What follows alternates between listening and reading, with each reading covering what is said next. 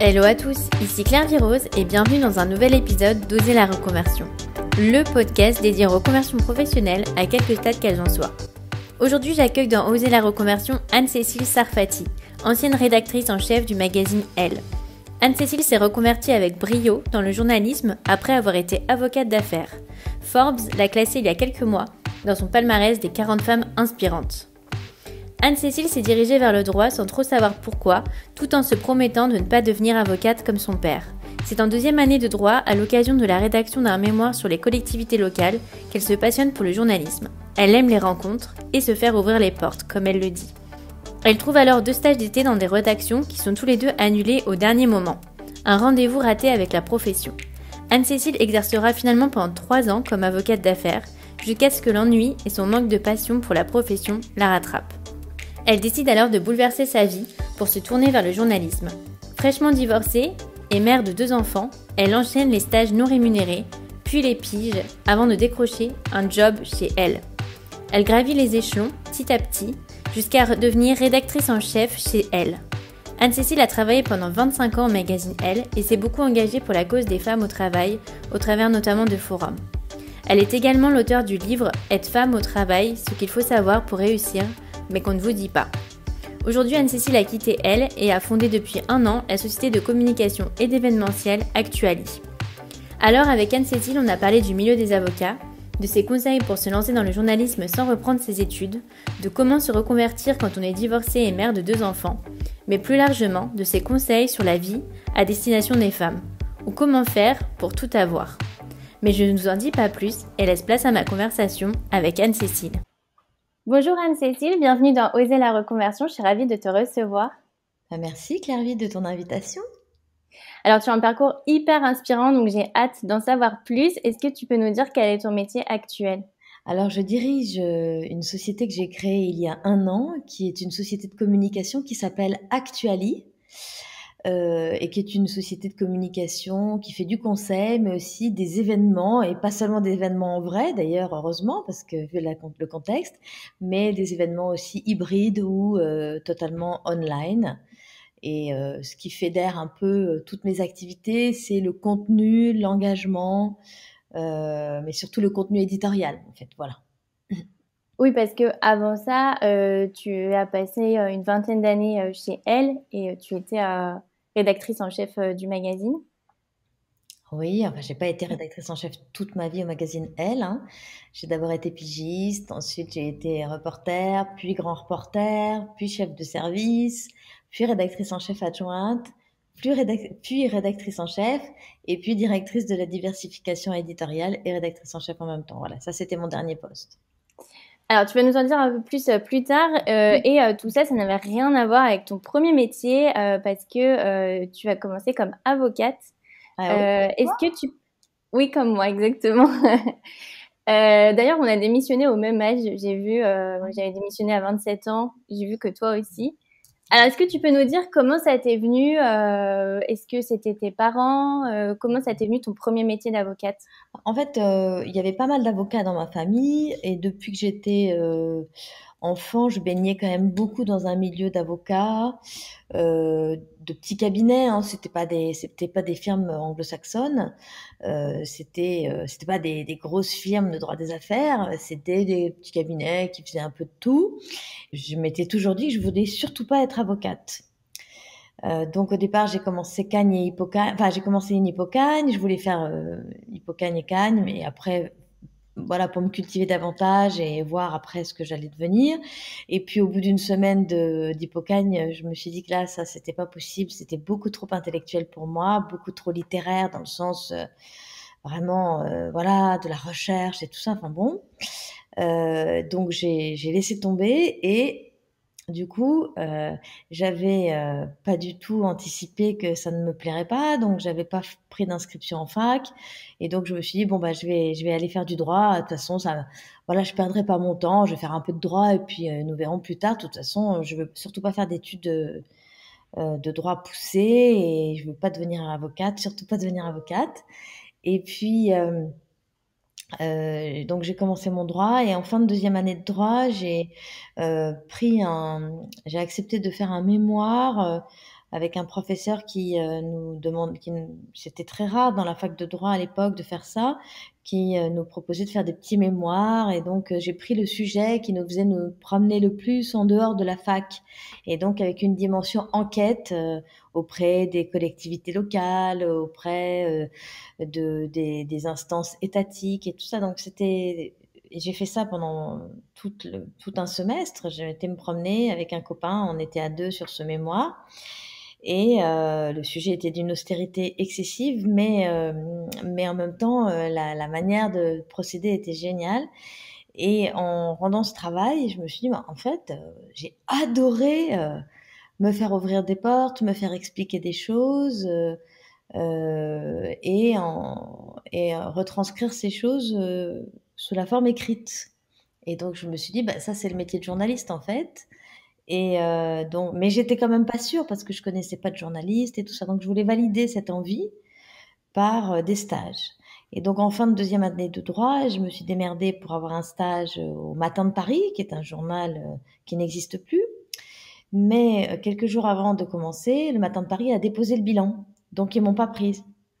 Donc là, mon premier rendez-vous avec le journalisme n'a pas pu se faire. Donc, qu'est-ce que j'ai fait? Comme je n'étais pas du genre à me tourner les pouces, je suis quand même un peu active comme fille. Bah, du coup, je me suis dit, je veux faire un stage, de toute façon. Donc, le seul milieu, entre guillemets, dans lequel je pouvais trouver au débeauté un stage, c'était le milieu des avocats. Et là, je trouve un stage, mais dans un très gros cabinet d'avocats de droit des affaires. Donc, une dimension totalement différente de celle que je connaissais comme dans ma famille, en fait. Et là, bah, j'ai adoré mon patron, qui était un mec génial, qui tout de suite m'a fait vraiment confiance en me confiant des dossiers énormes, enfin, en me permettant de regarder des dossiers énormes et de contribuer sur ces dossiers. Donc j'étais très flattée sur le plan narcissique et tout ça. Et puis, mais bon, j'avais toujours mon idée en tête que je ne deviendrais pas avocate. Et puis en troisième année, fin de troisième année, pareil, je veux faire un autre stage de journalisme. Et là, je trouve un stage à la Maison de la Radio, au service des dépêches. À l'époque, c'était les dépêches arrivées par une espèce de téléx avec des rubans comme ça qu'il fallait couper et classer et distribuer selon les services. Et donc, finalement, pareil, même topo que l'année d'avant. Alors, eux, ils déposent pas le bilan, mais ils informatisent le service. Et du coup, au lieu de 3 stagiaires, bah, ils en gardent qu'une ou 2, je me souviens pas. Mais en tout cas, moi, je dégage parce que je suis pas en train de faire une école de journalisme. Donc, je me retrouve pareil. Donc, je rappelle mon patron avocat, il me reprend. Et là, dans la bibliothèque du gros cabinet de droit des affaires, j'ai un coup de foudre amical avec une fille de mon âge. Enfin, elle avait 1 an de plus que moi, qui s'appelle Delphine, et qui deviendra ma meilleure amie, qui est toujours d'ailleurs ma meilleure amie. Et donc, tout ça, c'est important parce que ça m'a fait perdre un peu de temps. Enfin, perdre un peu de temps, tout va bien, hein. Mais je veux dire, ça m'a un peu induit en erreur. C'est-à-dire, comme j'avais un patron génial, que le cabinet était quand même très valorisant, qu'il y avait des très beaux dossiers, que en plus j'avais ma meilleure copine, enfin celle qui allait devenir vraiment ma meilleure copine sur place. J'avoue que du coup, bah, cette histoire de journalisme, je me suis dit, bah, en fait, le journalisme ne veut pas de moi, mais par contre, le droit me ouvre grand ses bras. Et en parallèle de ça, j'étais assez bonne en droit, en fait. Plus j'avançais, plus j'étais bonne. Et j'étais tellement bonne que on me demande, j'ai un de mes profs qui, je sais pas, je devais avoir, j'étais très très jeune, hein, me propose de devenir, j'étais en 3e cycle, je crois. Il me propose de faire des cours, des chargés de TD en droit des contrats. Bon, ça c'est une parenthèse, mais c'est pour dire qu'en fait, j'aimais quand même un peu, même si je trouvais ça très austère, j'aimais quand même un peu. Après, en plus, dans ce cabinet d'avocat, à la fin de la licence, avec Delphine, on se démerde avec notre patron parce que comme très vite, il se rend compte qu'il peut plus se passer de nous tellement on est bonnes toutes les deux. Donc on lui dit, on n'a pas fini nos études, mais on veut un contrat de travail, on veut un petit contrat, quoi. Pas un truc génial, mais on veut être salarié. Donc on a été salariés très vite, toutes les deux, avant la fin de nos études. Donc c'était génial parce que franchement, on était jeunes, on gagnait quand même un peu notre vie, en même temps, voilà. Et puis moi, j'étais mariée, donc voilà, j'ai vite voulu avoir des enfants. Elle aussi, elle s'est mariée un peu après moi, mais elle a vite voulu avoir des enfants. Bon, bref. Donc j'ai passé le barreau. Je l'ai pas eu la première fois parce que j'ai tout fait pour le rater la première fois, vraiment parce que j'étais toujours dans cette logique, je veux pas être avocate, je veux pas être avocate. Et, euh, et puis, mais il m'a encore arrivé une sacrée aventure qui m'a bien fait poursuivre dans mon erreur.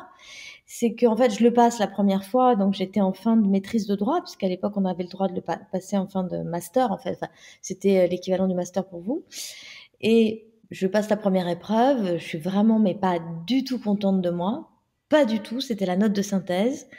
Et je me dis, bah, le lendemain, si la dissertation, c'est sur tel pan du programme, c'est même pas la peine, je l'aurai jamais parce que j'ai fait l'impasse. Et donc, voilà. Et j'arrive le lendemain matin, c'est sur ce pan du programme sur lequel j'ai fait l'impasse. Et donc, je fais ce qu'il ne faut mais jamais faire dans sa vie, je rends une copie blanche, mais blanche. Et du coup, j'apprendrai que la veille, j'avais eu 17. Donc il fallait pas grand-chose en fait. Il fallait que je bredouille 3 conneries et j'aurais eu mon examen. Donc là, ça m'a titillé. Je me suis dit quand même, comment j'ai 17 alors que je pense que j'ai rendu un truc à peine médiocre. C'est que peut-être je suis bonne en fait. Tu penses que c'est un problème de confiance en toi, finalement? Ben, je sais pas trop. Oui, sûrement. Sûrement, puisque j'ai eu 17 alors que je m'attendais à avoir 9. Le fait de rater une année, d'être obligée de me retaper un an d'études, du coup, j'ai fait un troisième cycle de droit des affaires, où là, vraiment, franchement, là, j'ai été loin dans le mensonge quand même, parce que c'était un truc, c'était pénible.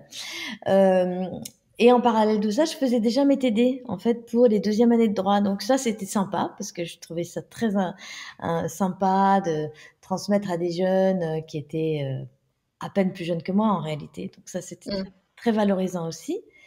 Et puis, je travaillais, donc j'avais mon salaire dans mon cabinet d'avocat, donc j'avais une vie déjà très mature, quoi.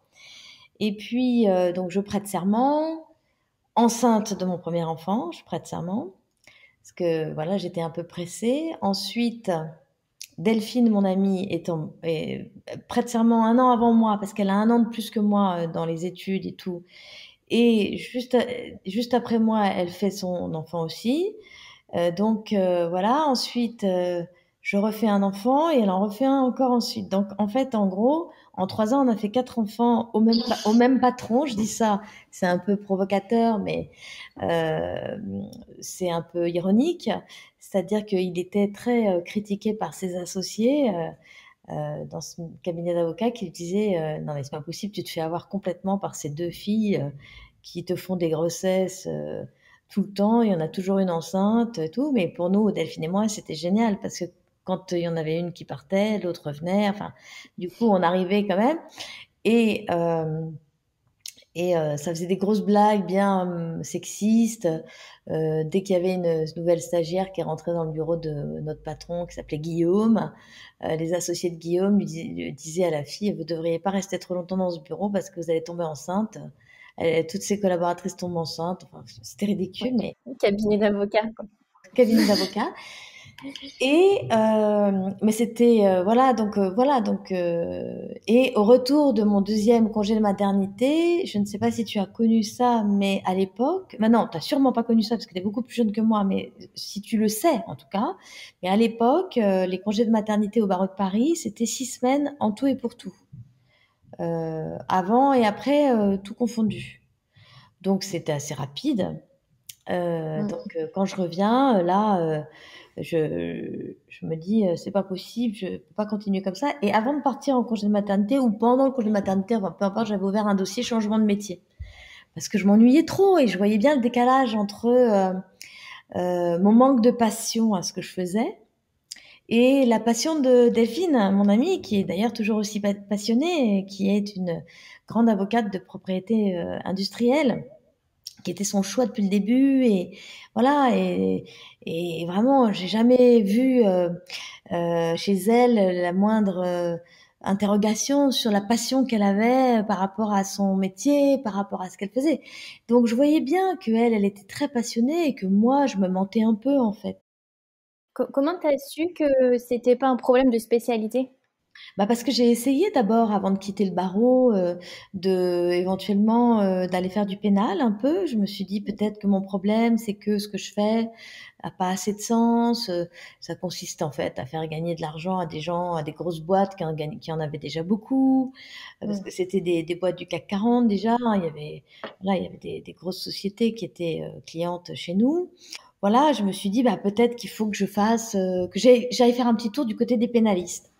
Et là, j'ai fait un tour des pénalistes, et, euh, et j'ai, comment dire, devant les explications que me donnaient ces pénalistes qui avaient la gentillesse de me recevoir sur le sacrifice qu'il allait falloir que je fasse, de revenir en arrière finalement dans ma carrière d'avocate pénaliste, et donc ce que ça impliquait en termes de contraintes, de gagner moins d'argent, de ceci, de cela. Mais en fait, j'étais pas du tout prête en fait à faire ces sacrifices-là pour ça. Alors que ce sont des sacrifices que j'ai faits pour devenir journaliste. Donc c'est bien la preuve qu'il y avait d'un côté du désir et d'un autre de, de la sagesse raisonnée, mais pas très vibrante. Voilà. Alors j'ouvre mon dossier. Je pensais que le journalisme c'était mort.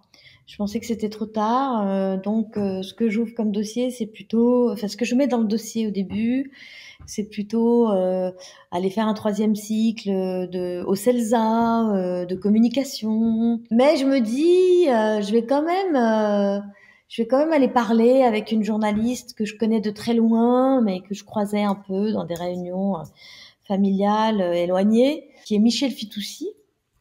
Je me suis dit, je vais quand même, qui était journaliste à Elle, et je me suis dit, je vais quand même aller lui parler pour lui demander un conseil. Et donc, je l'appelle, elle est adorable, elle me dit, mais bien sûr, on va se voir. Donc, le rendez-vous est reporté 12 fois.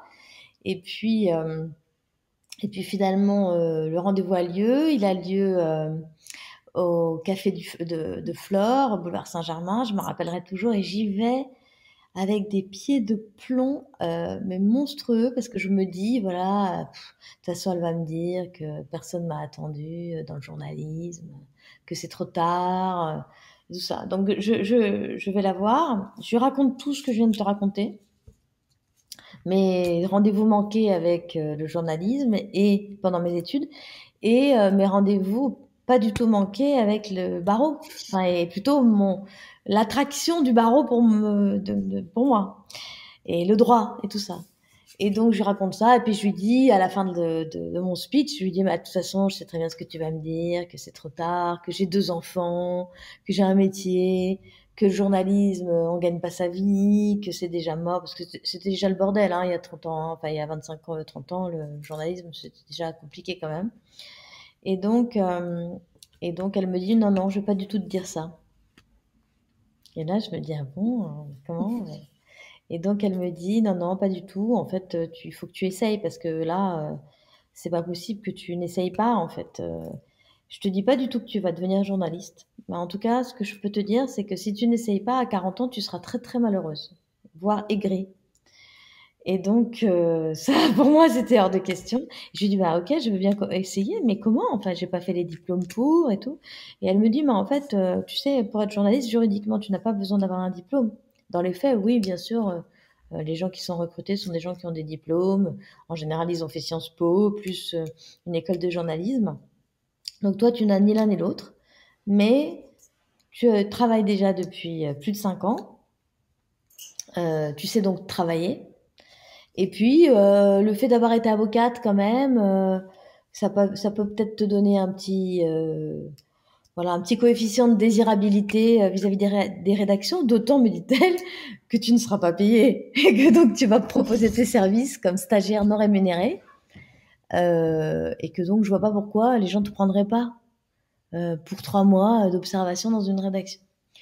Et elle me dit, mais tu as un peu d'argent de côté et tout. Je dis, bah oui, bizarrement, depuis que je suis avocate, je mets de l'argent de côté, alors que c'est pas forcément obligé.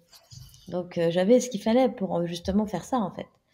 Et donc elle me dit, voilà, tu vas faire ça, tu vas faire plusieurs stages dans plusieurs rédactions, et puis au bout d'un an, tu feras ton bilan. Soit tu gagnes ta vie et tu continues, soit vraiment c'est un échec total, et ben c'est pas grave, tu reviendras au barreau.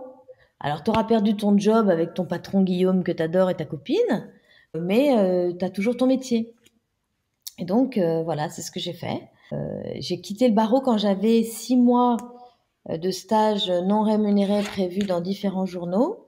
Alors, pour trouver des stages, ça a été quand même un gros bordel, hein. Alors, elle a été super parce qu'elle m'a envoyée chez Routel Krief, que je connaissais pas du tout. Et là, Routel Krief me reçoit pour sa copine Michel. Et donc, je lui raconte tout mon speech.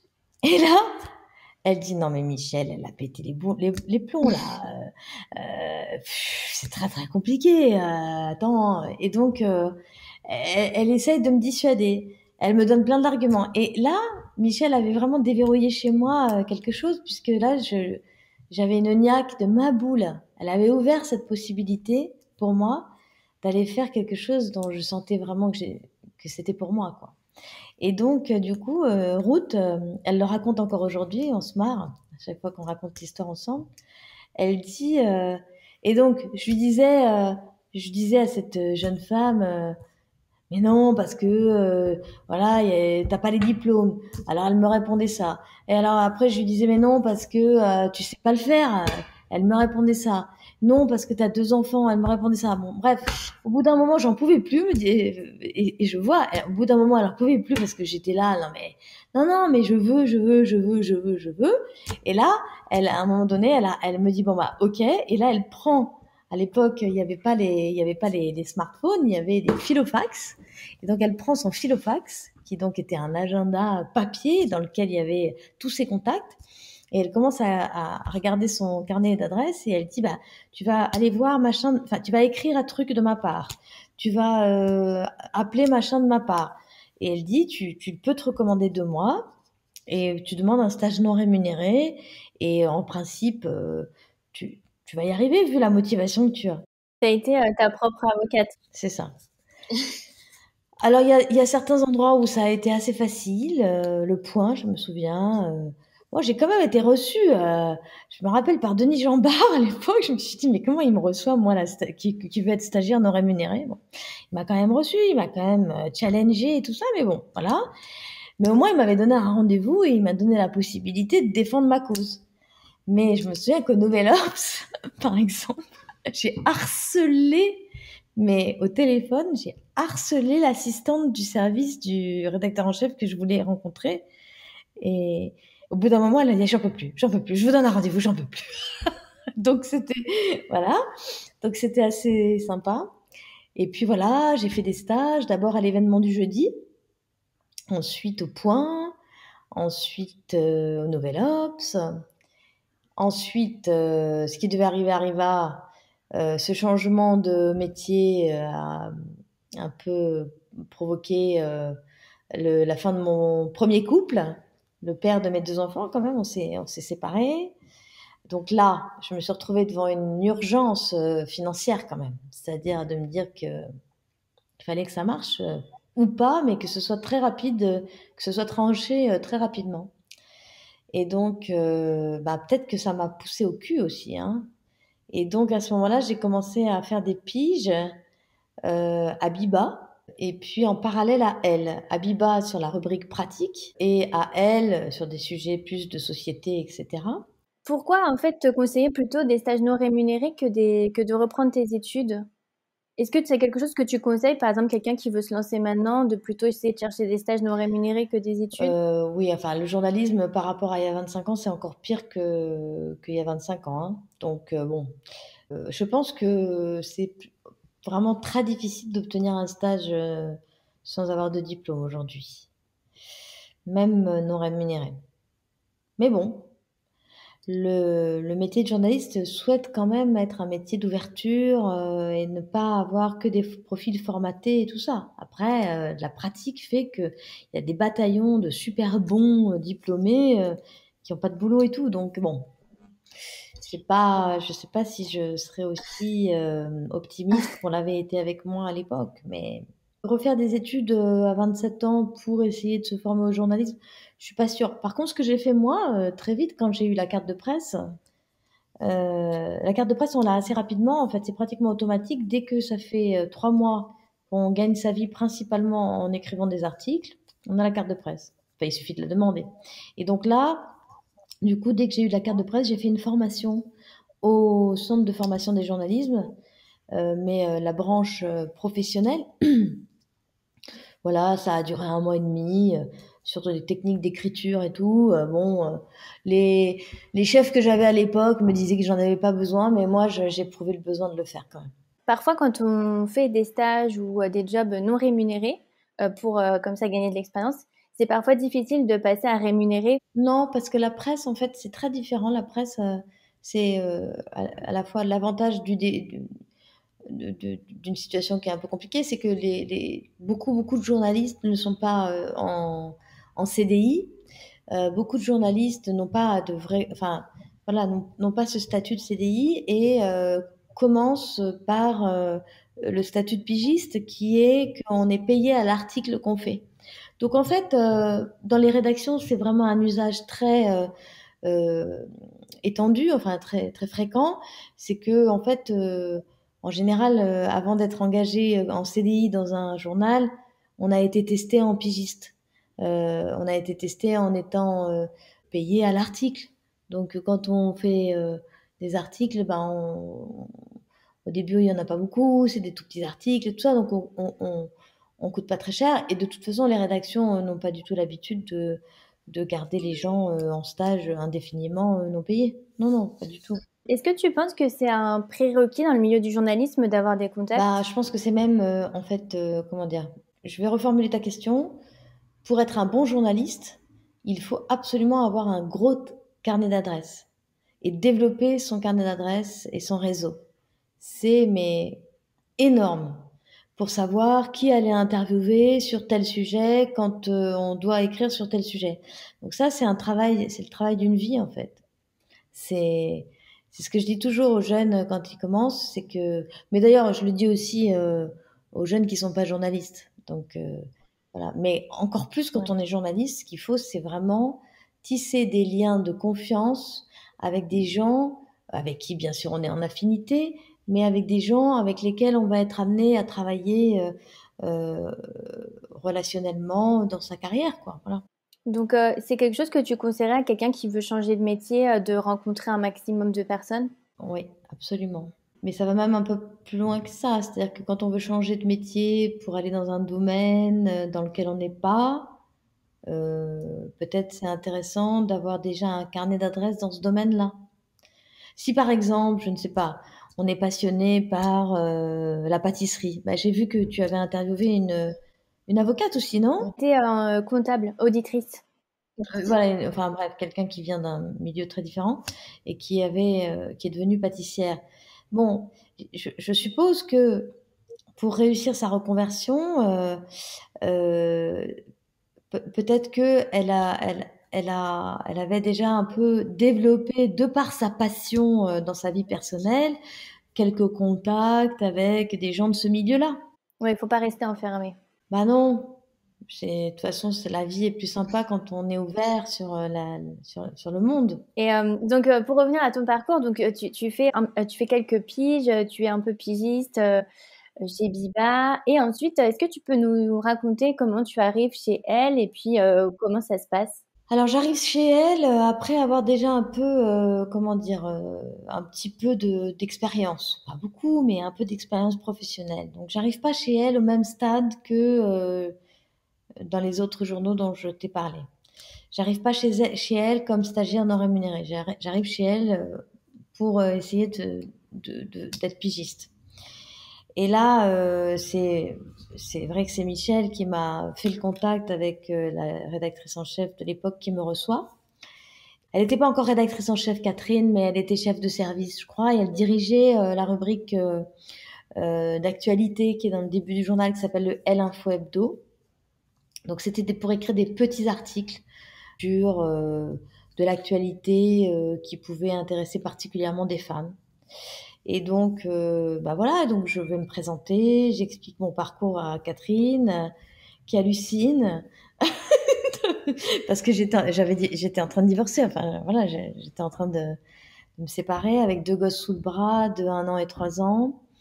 J'avais été avocate, j'ai essayé d'être journaliste. Enfin, vraiment, elle m'a pris quand même un peu pour une ma boule. Elle le raconte encore aujourd'hui en se marrant, mais elle est vraiment sympa parce qu'elle me confie un premier enfin, elle me demande si j'ai des idées d'articles et je lui dis, bah oui, là, il y a je me rappelle à l'époque, c'était le procès de Guy Georges, le serial killer, et l'avocate qui défendait Guy Georges avait obtenu ses aveux. Enfin, elle était vraiment dans l'actualité. Donc, je dis, il faut faire le portrait de Frédéric Ponce et tout. Elle me dit, mais vrai, vas-y, c'est génial et tout. Donc, mon premier article, c'est le portrait d'une avocate. Mon premier article à elle. Et donc, voilà. Et après, ben, c'était quand même une époque où le magazine marchait super bien, qu'il était même en croissance. C'est-à-dire qu'il avait de plus en plus de lectrices, de plus en plus d'annonceurs. Et donc, bah, ça, c'est des cercles vertueux qu'on ne connaîtra plus jamais en presse écrite aujourd'hui. Mais ce sont des cercles vertueux qui font que plus vous avez de pubs, plus vous avez de pages.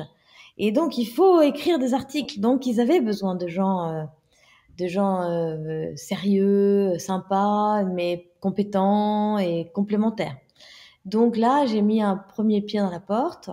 Mais ça n'a pas été si facile que ça quand même, hein, parce que c'était difficile de d'apprendre à.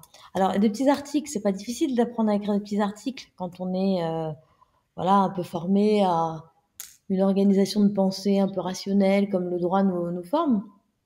Mais par contre, devenir journaliste dans la partie noble, entre guillemets, magazine, où on écrit des articles qui peuvent aller jusqu'à 4 pages, avec un début, un milieu, une fin et tout, ça, voilà, ça a été plus difficile. Et c'est là d'ailleurs que j'ai eu besoin d'aller faire cette formation. J'ai trouvé que j'avais besoin de maîtriser un peu des rudiments d'écriture qui étaient à l'opposé de ce que j'avais appris dans mon cabinet d'avocat. J'avais un patron qui, quand j'étais avocate, qui nous obligeait, mais ça me sert toujours aujourd'hui quand même, hein, mais qui nous obligeait à enlever toutes les fioritures de nos écritures. C'est une très bonne formation quand même, hein, parce que ça apprend quand même à une structuration de la pensée et de l'expression écrite qui est très rigoureuse et qui est efficace. Mais quand vous écrivez un article, quand tu écris un article et que c'est pas du tout pareil. Là, au début, il faut vraiment, tu vois, il faut vraiment ferrer ta lectrice au début et faire en sorte qu'elle te garde jusqu'à la fin. Donc, il faut user d'un certain nombre de choses. Voilà, de Et techniques. quel conseil tu donnerais pour quelqu'un qui veut se reconvertir, mais qui a déjà des enfants, qui est peut-être en divorce, enfin, avec une situation familiale un peu compliquée? Comment toi, tu penses que tu as fait pour réussir? Bah, moi, j'ai eu de la chance aussi, hein. Je crois que bon, j'ai beaucoup, beaucoup travaillé, j'ai beaucoup donné, j'ai été très passionnée, j'étais très, très heureuse de pouvoir réaliser mon rêve, en fait. Donc, j'avais une énergie de dingue pour le faire. Donc, il faut beaucoup d'énergie. Il faut accepter de retourner en arrière sur le plan de l'argent, sur le plan de, voilà, du confort et tout ça. J'ai toujours dit, et je persiste à le dire, que je pense que la clé de réussite de ma transformation professionnelle, elle est liée au fait que j'ai changé avant l'âge de 30 ans. Je pense que plus tu avances en âge, plus c'est difficile d'accepter les sacrifices qu'il faut faire, parce qu'il y a des sacrifices à faire. Et je vais même aller plus loin. Tu sais de quoi je parle puisque tu as été avocate. Mais quand même, avocate, enfin, pas tous les avocats, mais moi en tout cas, le métier d'avocate dans lequel je me développais, c'est-à-dire le droit des affaires, sont très rapidement assez rémunérateurs. Et moi, j'ai mis mais, des années avant de récupérer le même niveau, il faut le savoir. Oui, après, c'est ce que je dis dans ce podcast. Faut se dire que même si on reprend pas des études, on a mis en fait avocat, ça prend 6 7 ans de faire avocat. Donc, faut se dire que quand on change de métier, même si on va pas vraiment dans une école, ça prend un certain nombre d'années avant de retrouver un certain niveau Oui, parce que il faut se former en il fait. faut se former, mais pas seulement. Il faut aussi se vendre, entre guillemets, pour travailler, tu vois. Donc, il n'y a pas il y a pas que la technique de la profession que tu veux faire. Il y a aussi toute une dimension marketing de soi, de réseau. Enfin, voilà. faut se promouvoir. Enfin, Et quand du coup, tu as divorcé avec ton mari, t'as pas hésité à retourner avocate parce que bah, tu veux retrouver le confort? Non, parce que j'ai eu beaucoup de chance. Mon ex-mari a été d'une élégance extraordinaire et il m'a aidé en fait. Il m'a aidé à, alors, il m'a aidé à ne pas justement revenir en arrière sur mon projet. Alors attention, hein, bon, il était plus âgé que moi, donc il avait un rôle un peu paternel quand même avec moi, hein, entre le grand frère et le papa. Et il m'a toujours, il a, même encore maintenant, hein, quand j'ai quitté elle après 25 ans et tout, on se voit pas beaucoup, mais enfin, c'est très, on a une relation vraiment sympa parce qu'il est préoccupé par moi, quoi. Donc, pas par moi. Il est en soutien, quoi. Donc à l'époque, je me souviens très bien que quand on a décidé de divorcer, bon, c'était difficile évidemment. Les enfants étaient tout petits, c'était quand même compliqué, évidemment. Mais bon, c'était comme ça, il fallait le faire. Et je me souviens qu'il m'a dit, écoute, enfin, bon, pas tout seul, hein, parce qu'en fait, on a divorcé un peu en famille, parce que son frère est avocat, ma tante, qui est comme une grande sœur pour moi, est avocate. Donc en fait, et ils sont copains. La- Ils sont très copains, et c'est d'ailleurs comme ça qu'on s'est connus. Donc on leur a confié notre divorce. Et donc à quatre, plutôt à trois, ils m'ont dit, écoute, voilà, tu veux partir, ok, très bien, mais il faut que tu gagnes temps. Il faut que tu gagnes un minimum de temps, sinon tu pars pas. Enfin, tu pars pas. Sinon, tu redeviens avocate ou pour les gagner, c'est minimum de temps et voilà. Et en fait, c'était bon. Je gagnais ce qu'il fallait pour me barrer, prendre un loyer et tout. Prendre un loyer, mais heureusement que mon ex-mari était là pour se porter caution quand même, hein. Parce que voilà, il n'aurait pas été là pour se porter caution, j'aurais pas pu le louer alors que j'étais pigiste de merde quand même au début. Voilà, donc voilà, c'est ça qui a fait que que j'ai pu faire ça. Puis après, j'ai assez vite rencontré mon deuxième mari, qui lui était voilà célibataire. Il avait 30 ans, il avait pas d'enfant, il vivait comme un célibataire et tout. Et puis on est tombé amoureux et très vite, il a voulu vivre avec moi en fait. Donc en fait, après, financièrement, c'était plus facile parce qu'on partageait le loyer. Enfin voilà. Donc, Hmm. il y a eu ça, mais en même temps, moi, j'ai assez rapidement pas mal gagné ma vie comme pigiste, même si ça, je trouve que c'était long, mais à l'époque. Mais quand on regarde en arrière, c'était pas si long que ça, en réalité, parce que entre le moment où j'ai commencé mes premières piges à elle et le moment où j'ai été engagée en CDI, et l'engagement en CDI est le résultat de ce que je devenais trop cher comme pigiste, parce que c'est comme ça qu'on se fait engager quand on est pigiste, c'est en démontrant à sa hiérarchie qu'on finit par coûter vraiment très très cher en plus, Hmm. que peut-être on coûterait beaucoup moins cher en CDI. Eh bien, il s'est écoulé 5 ans et demi, 6 ans, quoi. C'est pas très long quand même, franchement. Je voulais te demander, parce que je t'ai entendu dans un précédent podcast, c'est comme ça que je t'ai découverte, et tu parlais que tu avais un peu des problèmes avec tes parents, un peu un manque de soutien maternel. Est-ce que tu penses que c'est quelque chose qui t'a poussé pour réussir? C'est des gens qui ont été déclassés, mes parents, en fait. C'est-à-dire qu'ils, quand ils avaient 30 ans, ils étaient le petit couple successful, machin, et quand ils en avaient 40, c'était plus du tout ça, quoi. Plus du tout. Et moi, j'ai vécu ça et ça m'a un peu traumatisée, c'est vrai, je reconnais. Et du coup, sans doute que mon ambition, elle est aussi nourrie de ça. Sûrement, évidemment. Et voilà. Alors, non, manque de soutien maternel, bon, comment dire? Oui, c'est vrai qu'elle n'était pas. Alors, elle devait me. Bon, ma mère est morte, la pauvre, juste avant d'avoir 60 ans, donc voilà. Elle n'était pas, elle était pas très encourageante pour mes études de droit, probablement parce qu'elle sentait ce que je sentais aussi, c'est-à-dire que c'était pas pour moi, enfin que j'étais quelqu'un d'un peu plus fantaisiste que ça. Voilà, bon, puis après, tu sais, il y a voilà, des histoires personnelles qui font voir. Mais en tout cas, ce qu'il y a de génial, c'est que euh, elle a énormément soutenu mon changement de métier, mon divorce même, puisqu'elle-même avait divorcé. Donc bon, et mon remariage, voilà, le fait que j'ai eu un troisième enfant avec mon mari. Tout ça, elle a été très soutenante. Elle a beaucoup, beaucoup encouragé et je crois qu'elle était très fière de moi à la fin de sa vie. Bah, en parlant de maman, est-ce que tu peux nous dire comment tu as concilié, enfin tu concilies ta vie de maman et ta carrière? Aujourd'hui, c'est assez facile de concilier ma vie de maman et ma carrière parce que mon dernier enfant a 20 ans.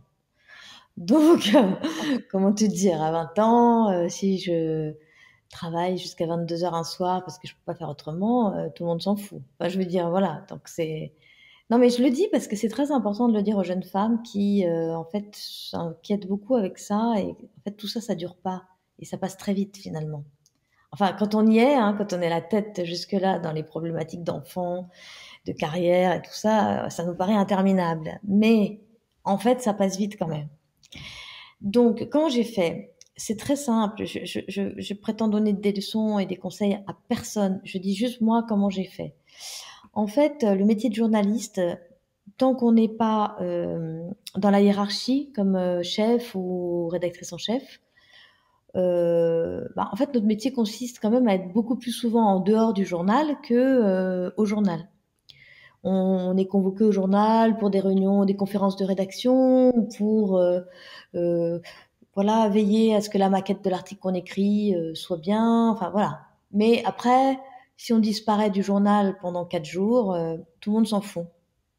Donc en fait, ça a été la clé vraiment de mon articulation vie pro vie perso, c'est que j'ai toujours en volume énormément travaillé, hein, parce que voilà, sinon j'aurais pas été engagée. Enfin voilà, j'avais une force de travail importante, mais j'ai toujours été tant que mes enfants étaient petits, parce qu'après ça a un peu changé, j'ai toujours été libre totalement de mon temps. Et donc, c'est aussi ça qui est la clé de ma conciliation. Ça veut dire quoi en gros? Ça veut dire que je partais en reportage où je voyais plein de gens pour faire une enquête pendant plusieurs jours d'affilée. Mais après, quand je rentrais, je rendais mon article et j'allais chercher mes enfants à l'école et on faisait un cake à la banane ensemble. Voilà. Donc en fait, j'ai beaucoup fait comme ça.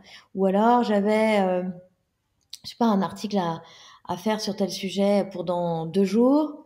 Et là, tout d'un coup, mon fils, enfin un de mes fils a de la fièvre ou je sais pas quoi, il faut l'emmener chez le pédiatre, voilà, parce que l'école en veut pas ou la crèche en veut pas. Enfin, j'ai pas eu la crèche moi, mais l'école en veut pas ou la halte garderie en veut pas ou quoi. Et ben, au lieu d'attendre que le pédiatre se libère ou quoi, je prends même à 4 heures de l'après-midi ou à 3 heures de l'après-midi le premier rendez-vous, j'en ai rien à foutre, j'annule un truc de boulot, enfin pas l'article du tout, mais le contact que je devais voir à ce moment-là, bah, je le décale, je lui dis que j'ai un autre engagement et que voilà, en fait, je vais plutôt l'appeler à 20h30, une fois que mes enfants seront couchés, je le dis pas, mais voilà.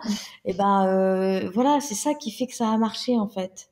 C'est pour ça que euh, j'ai beaucoup lutter et toujours, bon, on remarque qu'avec le Covid et le confinement et le télétravail et tout ça, ça va bouger, je pense. Mais je lutte beaucoup contre ce qu'on appelle le présentéisme en entreprise, c'est-à-dire le fait que vous êtes récompensé au nombre d'heures passées sur place. Ça n'a aucun sens. Puis alors encore plus aujourd'hui qu'hier.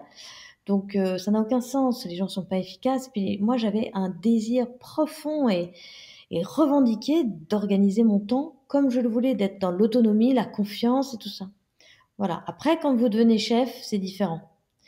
Parce que oui, vous avez des responsabilités managériales, on compte sur vous au bureau, il y a beaucoup de réunions, vos équipes comptent sur vous et tout ça. Donc ça, c'est différent. Mais je ne suis rentrée dans la hiérarchie que quand j'avais 40 ans. Et donc, en fait, mon dernier enfant avait 7 ans. Et les autres avaient 15 et 13 ans, quoi. Enfin bon, voilà. Donc c'était vraiment, c'était beaucoup plus facile. C'était pas plus facile l'adolescence, attention, mais ils ont moins besoin que vous soyez tout près d'eux, voilà.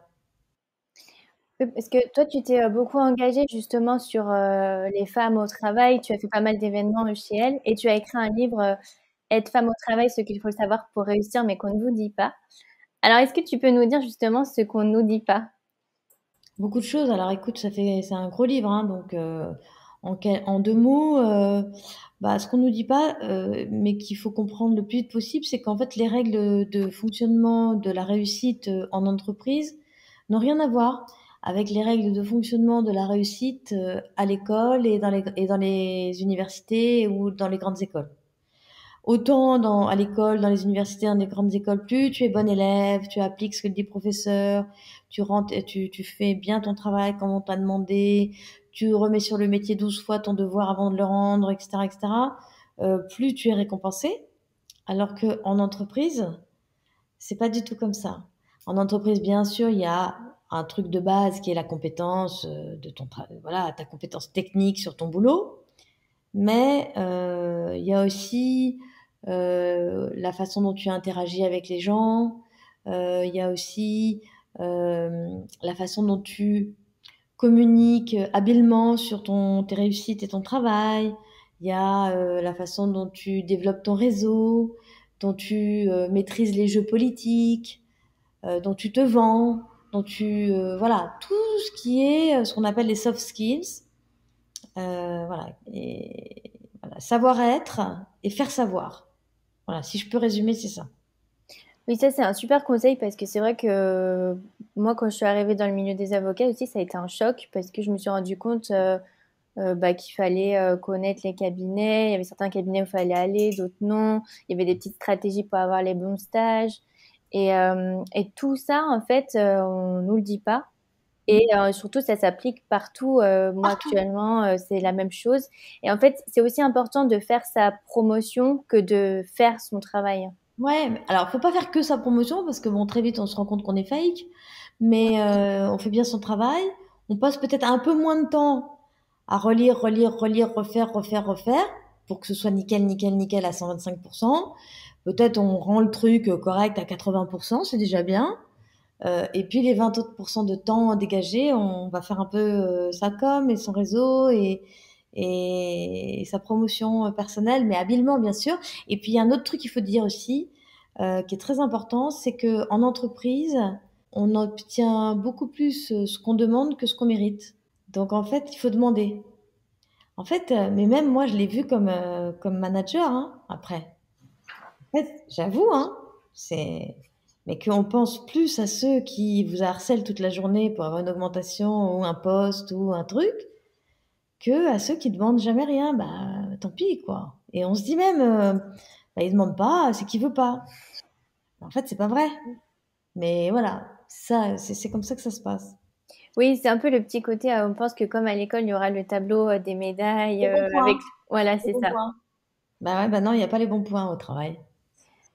Alors, est-ce que tu peux nous parler de Actuali, ce que tu fais maintenant? Actually, en fait, alors je fais beaucoup de choses. Je fais à la fois des événements clés en main pour des organisations professionnelles, pour des entreprises, pour des associations. Pas que autour de l'égalité professionnelle. Je fais aussi des choses sur la transformation écologique, économique, numérique et tout ça. Du capitalisme, quoi. Hein, voilà, transformation vertueuse, j'espère, du Mhm. capitalisme. Et puis, donc j'ai fait ça par exemple, cette année j'ai fait ça pour EDF avec une société de production parce que qui s'appelle Éléphant, parce que c'était sous forme d'émission. Donc voilà, je fais ça pour le MEDEF, j'ai fait ça pour l'association enfin, c'est pas une association, l'organisation des cadres qui s'appelle l'APEC. J'ai fait ça aussi pour un réseau de femmes, les Elles à l'Unisson, qui sont des femmes de grands groupes, qui sont situées dans le sud de la France. Enfin voilà, j'ai fait plein de trucs comme ça. J'ai présenté aussi l'événement de Jacques Attali sur l'impact, l'économie à impact qui a lieu au Havre. Voilà, j'ai fait plein de trucs comme ça. Donc ça va de soit je fais juste l'animation, soit je fais, enfin l'animation et la préparation quand même de l'animation. Parce que voilà, faut travailler.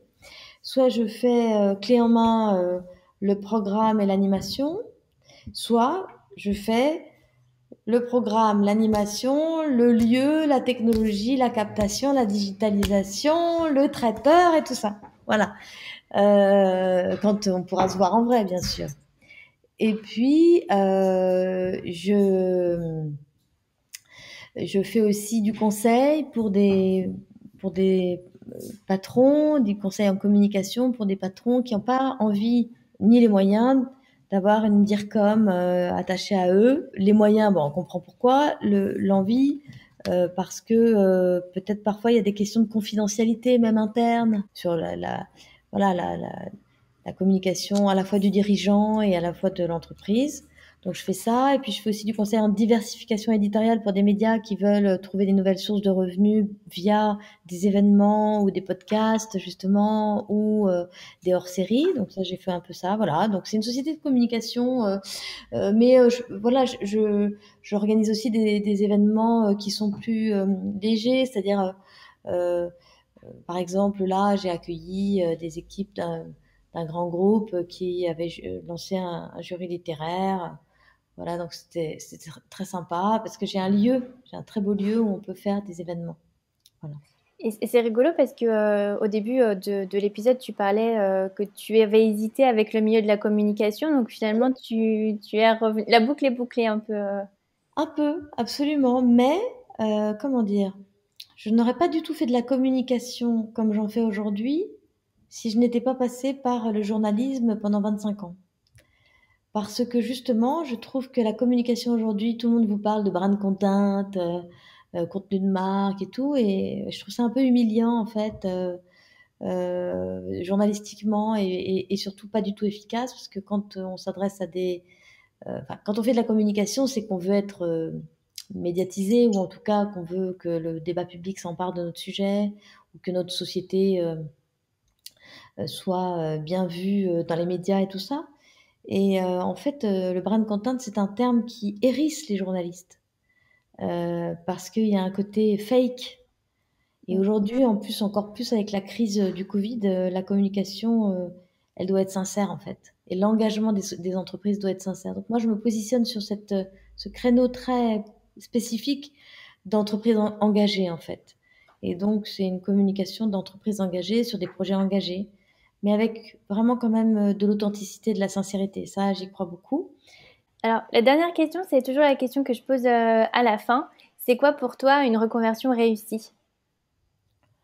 Ben, une reconversion réussie, c'est une reconversion dans un métier qui te plaît, qui te fait vibrer, qui t'anime, qui fait que le matin tu te lèves avec l'envie. Alors attention, hein, il faut pas être je suis pas béni oui oui à dire tous les jours c'est génial, on se lève tous les matins en se disant c'est génial, c'est génial. Il y a des matins dans tous les métiers, même le plus passionnant, où c'est difficile, on se dit oh là là, enfin bon voilà, il y a des matins plus difficiles que d'autres. Mais ce qu'il faut toujours se dire, ça c'est un autre conseil que je donne, je reviens un peu en arrière, c'est demain est un autre jour.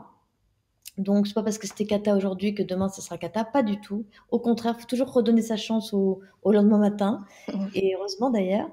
Et donc une reconversion réussie, c'est quand même globalement de vibrer pour ce qu'on fait, de trouver l'énergie de le faire, de vraiment avoir la passion de ce qu'on fait, et de gagner sa vie avec ça quand même. Sinon, si on est toute sa vie à tirer le diable par la queue, c'est difficile, je trouve.